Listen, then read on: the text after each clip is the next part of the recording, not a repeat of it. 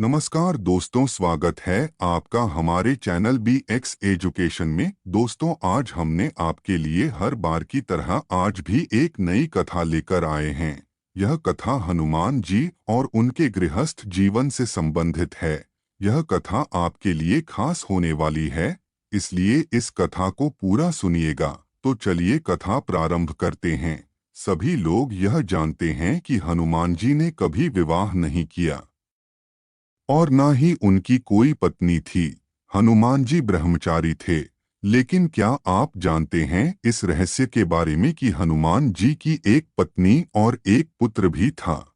और किन परिस्थिति में हुआ था उनका विवाह? नहीं तो चलिए जानते हैं इसके बारे में। हनुमान जी का उनकी पत्नी के साथ एक मंदिर भी है जो तेलंगाना के खम्मम जिले में बना है, जहां पर हनुमान जी की प्रतिमा उनकी पत्नी के साथ विराजमान है। अर्थात उनका उनकी पत्नी के साथ एक मंदिर भी है। बहुत कम लोग इस मंदिर के बारे में जानते होंगे।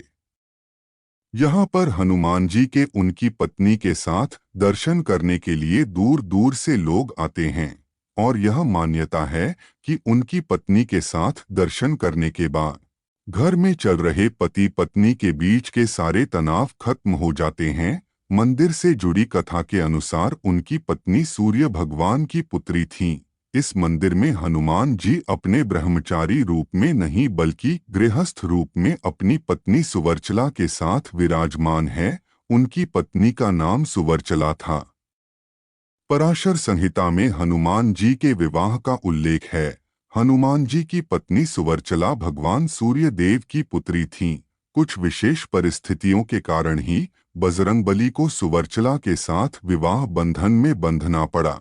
हनुमान जी के सभी भक्त यही मानते आए हैं कि वे बाल ब्रह्मचारी थे और वाल्मीकि कंभ सहित किसी भी रामायण और रामचरितमानस में बालाजी के इसी रूप का वर्णन मिलता है। क्यों किया था उन्होंने सुवर्चला से विवाह? दरअसल हनुमान जी ने भगवान सूर्य को अपना गुरु बनाया था।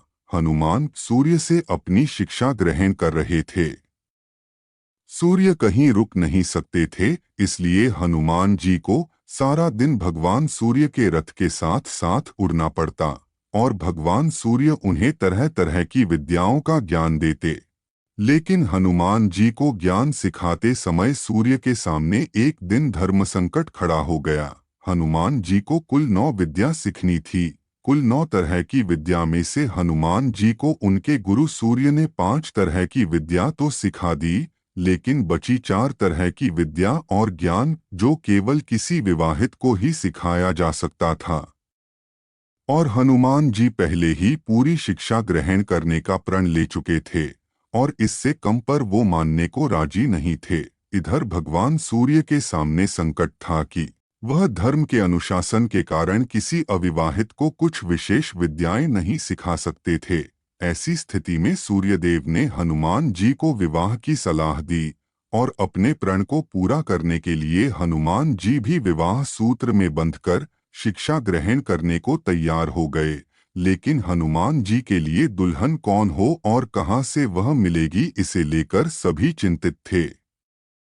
ऐसे में सूर्यदेव ने अपने शिष्य हनुमान जी को राह दिखलाई। सूर्यदेव ने अपनी परम तपस्वी और तेजस्वी पुत्री सुवर्चला को हनुमान जी के साथ शादी के लिए तैयार कर लिया।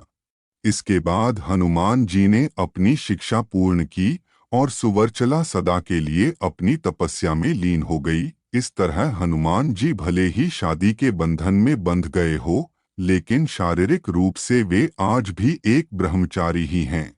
पराशर संहिता में तो लिखा गया है कि खुद सूर्यदेव ने इस शादी पर यह कहा कि यह शादी ब्रह्मांड के कल्याण के लिए ही हुई है और इससे हनुमान जी का ब्रह्मचर्य भी प्रभावित नहीं हो सकता और हनुमान जी सदा बाल ब्रह्मचारी ही रहेंगे। अब सुनिए हनुमान जी के पुत्र होने की कथा। हिंदू धर्म को मानने वाले अच्छी तरह से जानते हैं कि भगवान श्री राम के परम भक्त व भगवान शंकर के 11वें रुद्र अवतार श्री हनुमान जी बाल ब्रह्मचारी थे।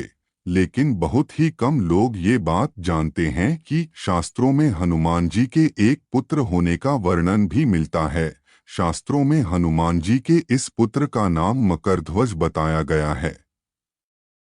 भारत में दो ऐसे मंदिर हैं जहां हनुमान जी की पूजा उनके पुत्र मकरध्वज के साथ की जाती है।